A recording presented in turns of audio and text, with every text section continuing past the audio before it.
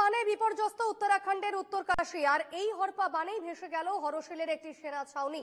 9 জন জওয়ান ইতিমধ্যেই নিখোঁজ বলে জানা গিয়েছে এবং বাকি জওয়ানরা উদ্ধার কাজে ঝাঁপিয়ে পড়েছেন। ওই সেনা জওয়ান যে সেনা ছাউনিটি ইতিমধ্যে ভেসে গিয়েছে হরপা বানের জেরে, সেই সেনা ছাউনিরই 9 জওয়ান নিখোঁজ বলে জানা যাচ্ছে এবং বাকি জওয়ানরা কিন্তু ইতিমধ্যেই একেবারে উদ্ধার কাজে ঝাঁপিয়ে পড়েছেন। এদিকে হরপা বানে এখনো পর্যন্ত 5 জন সাধারণ নাগরিকের মৃত্যুর খবর পাওয়া গিয়েছে। ধারালি গ্রামে গতকাল যেভাবে হরপা বান নেমে আসে, যেভাবে মেঘ ভাঙা বৃষ্টির পর একেবারে কাদা জলের স্রোত নেমে আসে, ভাসিয়ে নিয়ে যায় গোটা গ্রাম, এবং সেই ঘটনায় এখনো পর্যন্ত 5 জনের মৃত্যুর খবর পাওয়া গিয়েছে।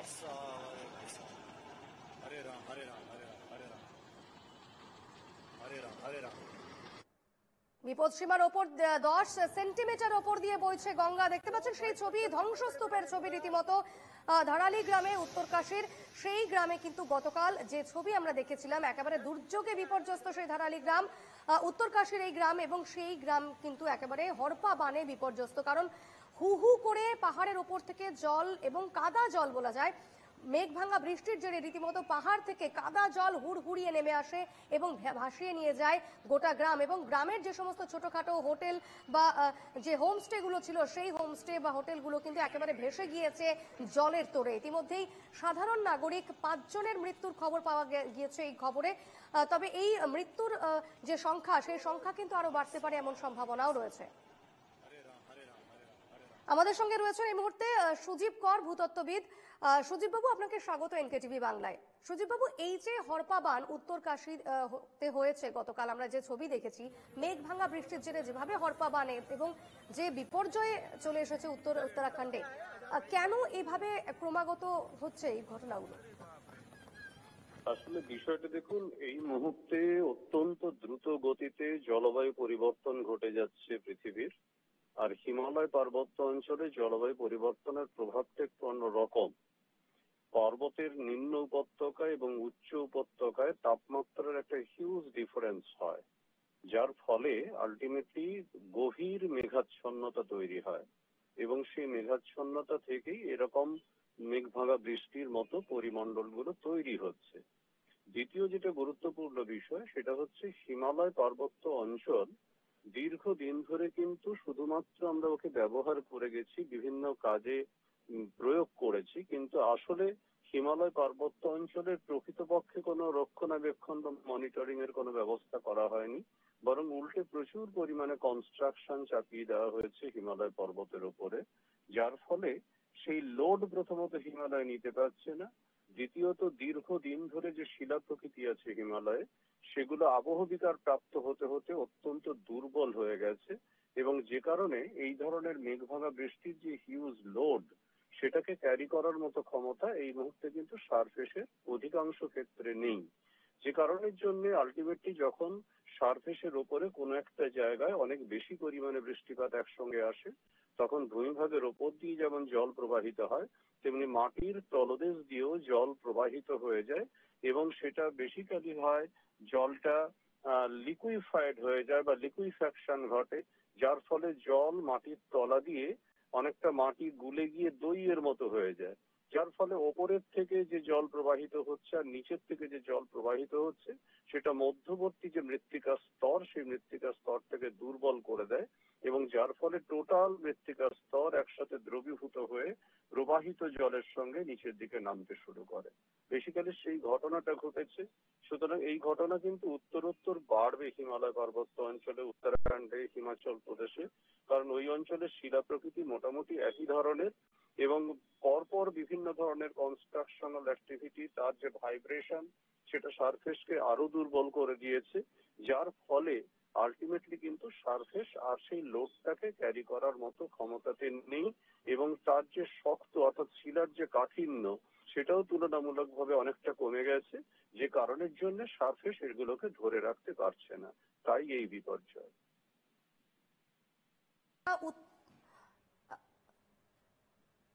সুজীব বাবু, আপনি শুনতে পাচ্ছেন? হ্যাঁ, বলুন বলুন। সুজিবাবু বলছি, আপনি তো বললেন যে এই ধরনের ঘটনা উত্তরোত্তর বাড়বে, বিশেষ করে উত্তরাখণ্ড, উত্তরকাশী থেকে শুরু করে হিমাচল প্রদেশ, এই সমস্ত পাহাড়ি এলাকাগুলোতে এই ধরনের ঘটনা উত্তরোত্তর বাড়বে। সেক্ষেত্রে এই যে ঘটনাগুলো ক্রমশ আমরা গত বছরে দেখেছি এবং প্রত্যেক বছরে এই ধরনের ঘটনা ঘটে থাকে, হরপাবানের মতো ঘটনা, সেই ঘটনাগুলো কি রোখার কোনো ব্যবস্থা রয়েছে বা রোখার জন্য সাধারণ মানুষের কি করা উচিত? দেখুন, সাধারণ মানুষের কিছু করার নেই, এক্ষেত্রে সরকারকেই পদক্ষেপ নিতে হবে, সঠিক পরিকল্পনা গ্রহণ করতে হবে। এবং দ্বিতীয় যেটা গুরুত্বপূর্ণ বিষয়, হড়পা বানটা এত হিউজ একটা অ্যাক্টিভিটি, ক্লাইমেটিক অ্যাক্টিভিটি, এটাকে থামিয়ে দেওয়ার কোনো ক্ষমতা কারণ নেই। কারণ জলবায়ু পরিবর্তনের প্রভাবে এই বিষয়টা ঘটছে এবং এটা উত্তরোত্তর বাড়বে। সুতরাং আমরা যখন কনস্ট্রাকশনাল অ্যাক্টিভিটিস বা যেগুলো যখন করছি, তখন সেখানে ওই জায়গাটাকে দেখে করা, স্লোপ সারফেস মাটির উপরে যেটা আছে সেটাকে সন্তর্পণে ছেড়ে দেওয়া এবং তার পরিপ্রেক্ষিতে আলটিমেটলি সাইট গুলোকে সঠিকভাবে প্রিজার্ভ করা, এই জায়গাটা হচ্ছে গুরুত্বপূর্ণ। ফলে আমরা যদি জায়গাগুলোকে খেয়াল না করি, তাহলে কিন্তু ভবিষ্যতে মানুষের জীবনহানির সম্ভাবনা উত্তরোত্তর বাড়বে। সুজিতবাবু, আমরা জানি হিমাচল প্রদেশেও কিন্তু এই ধরনের ঘটনা ঘটেছে এবং ঘটে থাকে। ফ্ল্যাশ ফ্লাডের মতো ঘটনা আজকেও হিমাচল প্রদেশে এরকম ঘটনা ঘটেছে। সেক্ষেত্রে এই ধরনের ঘটনাগুলো আর কি কি প্রভাব ফেলতে পারে, আর কোথায় কোথায় এই ধরনের ঘটনার প্রভাব মূলত পড়তে পারে? টোটাল সারফেস ব্যালেন্স হারিয়ে ফেলছে। মাটির তলাতে ভূমিভাগ আস্তে আস্তে সংকুচিত হতে শুরু করছে। যত ওপরের থেকে শিলাস্তর ধসে বেরিয়ে যাবে, ওপরের স্তর তত লুজ হতে শুরু করবে, যার ফলে আলটিমেটলি টোটাল হিমালয় পার্বত্য অঞ্চলের এই জলটা, বিশেষত দেবভূমি যেটাকে বলি আমরা, সেটা অ্যাকচুয়ালি বলা যেতে পারে একটা ডিভাস্টেশনের চূড়ান্ত পর্যায়ের সম্মুখীন হয়ে দাঁড়িয়ে আছে। সুতরাং এই মুহূর্তে ওই অঞ্চলে যথোপযুক্ত পরিকল্পনা গ্রহণ করতে হবে, সরকারকে সঠিক পদক্ষেপ নিতে হবে, নাহলে কিন্তু ভবিষ্যতে আমাদেরকে এই দুটো ভূখণ্ড হাত থেকে হারিয়ে যেতে পারে।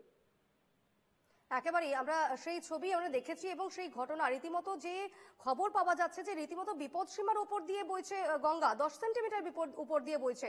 সুজিতবাবু, আরেকটি বিষয় জানতে চাইবো, আমরা তো উত্তরাখণ্ডে সেই ছবি দেখি বা হিমাচল প্রদেশের সেই ছবি দেখি, এর সঙ্গে আশঙ্কা আর কি কি রয়েছে? অর্থাৎ আমরা তো দার্জিলিংয়েও একই ছবি দেখি বা সিকিমেও সেই ছবি দেখি, বৃষ্টির দিনে বর্ষাকালে কিন্তু ধস নামে প্রত্যেক বছরই, এবং প্রত্যেক বছরই এই ধরনের ঘটনা ঘটেই থাকে। ঠিকই তাই, এবং সেই কারণের জন্যই বারবার এই বিষয়টা ঘটছে। এবং শুধুমাত্র বর্ষাকাল নয়, আপনারা খেয়াল করলে বুঝতে পারবেন এই মেঘভাঙা বৃষ্টির যে সম্ভাবনা, সেটা এখন কিন্তু অনেকটা এক্সটেন্ডেড। এমনকি সামারের সময়ও কিন্তু আমরা দেখেছি হিমালয় পার্বত্য অঞ্চলের কোথাও কোথাও মেঘভাঙা বৃষ্টি সংঘটিত হচ্ছে। তার কারণ হচ্ছে জলবায়ুর প্রকৃতিটাই এইভাবে পরিবর্তিত হয়ে গেছে এবং অবাঞ্ছিতভাবে যখনই জলীয় বাষ্প প্রবেশ করে যায়, তখন ঊর্ধ্ব বায়ুমণ্ডল এবং নিম্ন বায়ুমণ্ডলের মধ্যে একটা সুসম্পর্ক স্থাপিত হয় এবং তাতেই এই গভীর মেঘাচ্ছন্নতা, এবং সেটা অ্যাট এ টাইম প্রচুর পরিমাণে বৃষ্টিপাত। এই বিষয়টা ফলে উত্তরোত্তর বাড়বে, এখানে কিছু করার নেই। অর্থাৎ মানুষ এটাকে থামাতে পারবে না, মানুষ পরিকল্পনা করে সারফেসটাকে বাঁচাতে পারে, এছাড়া কোনো রাস্তা নেই। সুজিতবাবু, আপনার কাছে আমার শেষ প্রশ্ন, এই যে ঘটনাগুলো ঘটছে উত্তরাখণ্ড থেকে শুরু করে হিমাচল প্রদেশে, হরপা বানের মতো ঘটনা, ফ্ল্যাশ ফ্লাডের মতো ঘটনা, এই ঘটনা আমরা আমাদের রাজ্যেও আমরা দেখি যে বৃষ্টি হলে বন্যা হয় বা ভূমিকম্পের জেরে বেশ কিছু ঘটনাও ঘটেছে। এই ধরনের বন্যা বা হরপা বান, ফ্ল্যাশ ফ্লাড, ক্লাউড বার্স্ট, এই ধরনের ঘটনা কি আমাদের রাজ্য বা এর আশপাশের সংলগ্ন যে রাজ্য রয়েছে, জেলা রয়েছে, সেখানে ঘটার কি কোনো সম্ভাবনা রয়েছে? হ্যাঁ, অবশ্যই। তার কারণটা হচ্ছে, দেখুন, আমাদের রাজ্যেও তো হিমালয় পার্বত্য অঞ্চলের অংশ রয়েছে এবং সেই অঞ্চলে আপনারা এর আগে তিস্তা নদীতেও দেখেছেন কিভাবে ফ্ল্যাশ ফ্লাডের প্রভাব হয়েছে। দার্জিলিং হিমালয় পার্বত্য অঞ্চল এবং গতকালও দার্জিলিং পার্বত্য অঞ্চলে একটা বড়সড় ল্যান্ডস্লাইড ঘটেছে। ফলে নেহাত সেখানে বৃষ্টি ছিল না বলে ফ্ল্যাশ ফ্লাডের সম্ভাবনাটা হয়নি, শুধু ল্যান্ডস্লাইড দিয়ে থেমে গেছে। আদারওয়াইজ এই ধরনের ইনসিডেন্টস কিন্তু আমাদের উত্তরবঙ্গের যে কোনো প্রান্তে ঘটতে পারে। বেশ, অনেক ধন্যবাদ আপনাকে সুজিতবাবু আমাদের সময় দেওয়ার জন্য। কথা বলছিলাম ভূতত্ত্ববিদ সুজিত করের সঙ্গে। দেখতে পাচ্ছেন সেই ছবি, আমরা হিমাচল প্রদেশেও দুর্যোগের কথা বলছিলাম এবং সেই ছবি আপনাদের দেখাচ্ছি। হিমাচল প্রদেশে প্রাকৃতিক দুর্যোগ, ইন্দো টিবেটান পুলিশের উদ্ধার কাজ রীতিমতো শুরু হয়েছে। দেখাচ্ছি সেই উদ্ধার কাজের ছবি। 17 নম্বর ব্যাটালিয়ন উদ্ধার কাজ এবং কিন্নর কৈলাস যাত্রা রুটে রীতিমতো উদ্ধার কাজ শুরু করেছে সেনাবাহিনী। সেই ছবি আপনাদের সামনে রয়েছে এই মুহূর্তে। বিস্তারিত জেনে নেব, কথা বলে নেব। বাসব রায় রয়েছেন আমার সঙ্গে এই মুহূর্তে। বাসব, আমরা উত্তরাখণ্ড উত্তরকাশীর ছবি দেখলাম, এবার হিমাচল প্রদেশেও কিন্তু প্রাকৃতিক দুর্যোগের খবর আসছে, কি জানাচ্ছ?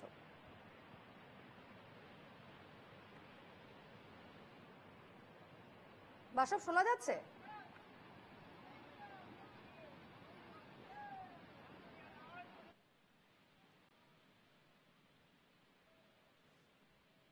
দেখাচ্ছি সেই ছবি। হিমাচল প্রদেশে প্রাকৃতিক দুর্যোগ, উত্তরাখণ্ডের উত্তরকাশীর পর এবার হিমাচল প্রদেশেও প্রাকৃতিক দুর্যোগ। ইন্দো টিবেটান পুলিশের উদ্ধার কাজ রীতিমতো শুরু হয়ে গিয়েছে। 17 নম্বর ব্যাটালিয়নের উদ্ধার কাজ শুরু হয়ে গিয়েছে, দেখতে পাচ্ছেন সেই ছবি। সেনার 17 নম্বর ব্যাটালিয়ন তারা উদ্ধার কাজ শুরু করেছে, কারণ যেভাবে প্রাকৃতিক দুর্যোগ একেবারে ঘটছে একের পর এক। হিমাচল প্রদেশ, উত্তরাখণ্ডের উত্তরকাশীর থেকে শুরু করে উত্তরাখণ্ডের আরো বিভিন্ন জেলায় কিন্তু আমরা সেই প্রাকৃতিক দুর্যোগের ছবি দেখিয়েছি, ক্লাউড বার্স্টের ছবি দেখিয়েছি, মেঘ ভাঙা বৃষ্টি থেকে শুরু করে হরপা বানের জেরে কিভাবে গোটা গ্রাম ভেসে গিয়েছে সেই ছবি আপনাদের দেখিয়েছি। এবং এই ঘটনায় 5 জন সাধারণ মানুষের মৃত্যুর খবর পাওয়া যাচ্ছে, 9 জওয়ান এখনো পর্যন্ত নিখোঁজ রয়েছেন। রাস্তাঘাট কিন্তু ধস নেমে রাস্তাঘাট বন্ধ হয়ে গিয়েছে, যোগাযোগ বিচ্ছিন্ন হয়ে গিয়েছে বিভিন্ন এলাকায়।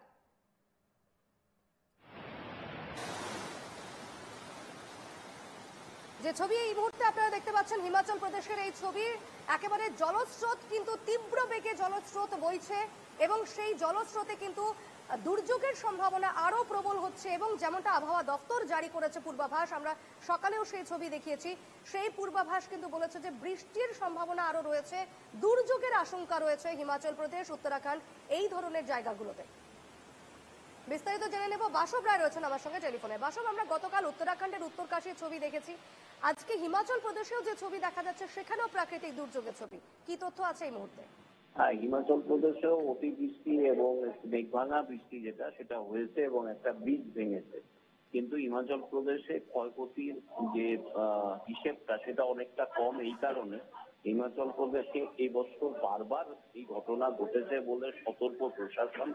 সেখানে এনডিআরএফ এবং সেনা একটা ব্রিজ তৈরিও করে দিয়েছে, ফলত 413 জন অন্তত মানুষকে বাঁচানো সম্ভব হয়েছে। এটা হচ্ছে হিমাচলে।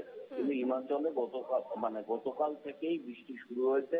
তবে এখানে মনে রাখতে হবে দুটো ব্যাপার। উত্তরাখণ্ডে কালকে আমরা যে হরপা বান দেখেছি এবং হিমাচল প্রদেশে গত 15-20 দিন ধরে দেখছি, তাতে এই ঘটনা এই উক্তিটাকে আমাদের মনে রাখতে হবে। সেটা হচ্ছে রিসেন্ট এক ভদ্রলোক বলেছেন, তিনি ভূতত্ত্ববিদ, হয়তো ভবিষ্যতে হিমাচল প্রদেশ বলে কোন রাজ্য ভারতে আর থাকবে না, যদি এখনই সতর্কতামূলক পদক্ষেপ না করতে পারে সরকার। বিপর্ণা। বেশ, একেবারেই ধন্যবাদ বাসব।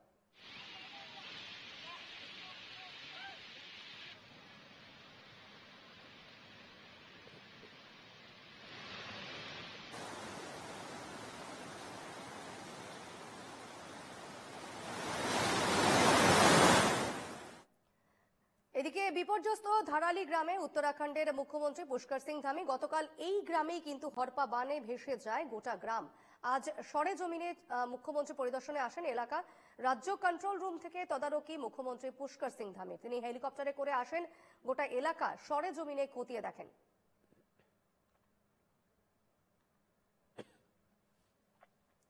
ধারালি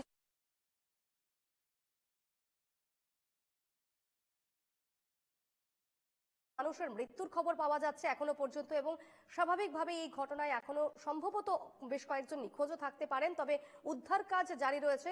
বৃষ্টির কারণে উদ্ধার কাজে কিছুটা বাধা আসছে, কিছুটা ব্যাহত হচ্ছে উদ্ধার কাজ। তবে পুষ্কর সিং ধামি তিনি গোটা ঘটনার উপর একেবারে নজর রেখেছেন। সরেজমিনে পরিস্থিতি খতিয়ে দেখতে আজ সকালেই হেলিকপ্টার নিয়ে একেবারে ঘটনাস্থলে পৌঁছে গিয়েছেন পুষ্কর সিং ধামি। গোটা এলাকা তিনি পরিদর্শন করেছেন, খতিয়ে দেখেছেন। পাশাপাশি প্রশাসনের কর্তাদের সঙ্গে এই ঘটনা নিয়ে তিনি বৈঠক করেছেন এবং সেই বৈঠকের ছবি রয়েছে একদিকে, অন্যদিকে গতকালের যে ঘটনা অর্থাৎ মেঘ ভাঙা বৃষ্টির জেরে যেভাবে হরপা বান নেমে আসে সেই ছবি আপনাদের সামনে আমরা রেখেছি।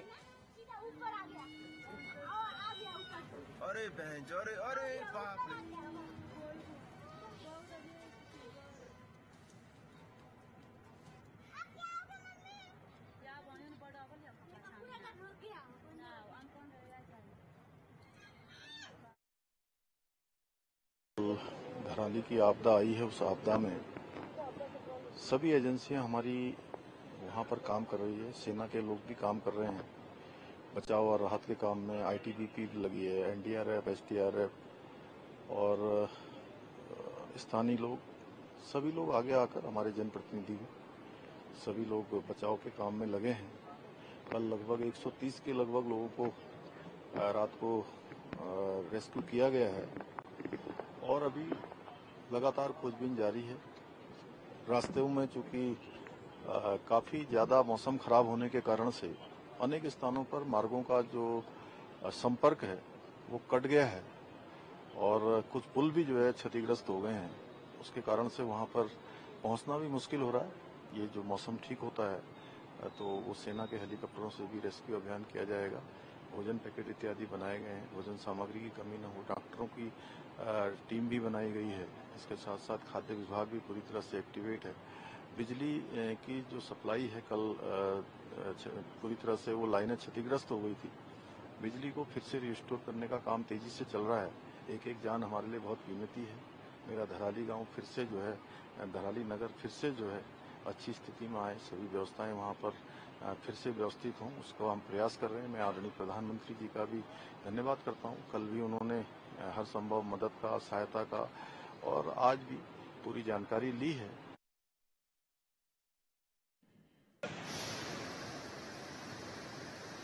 মঙ্গলবার মেঘভাঙা বৃষ্টিতে কার্যত তছনছ হয়ে গিয়েছে উত্তরাখণ্ডের উত্তরকাশীর ধরালি গ্রাম।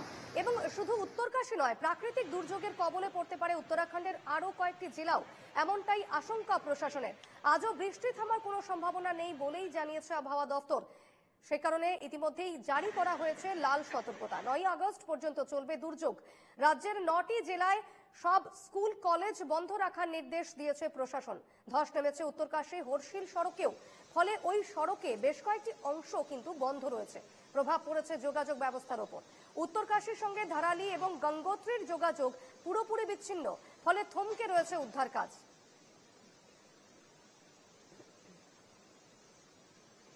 देखिए, ये कल 12 साढ़े 12 बजे के आसपास ये दुर्घटना हुई थी, जिसमें कि क्लाउड ब्रश के कारण पूरा धराली का मार्केट है, आपने देखा होगा कि पूरा तबाह हो गया है।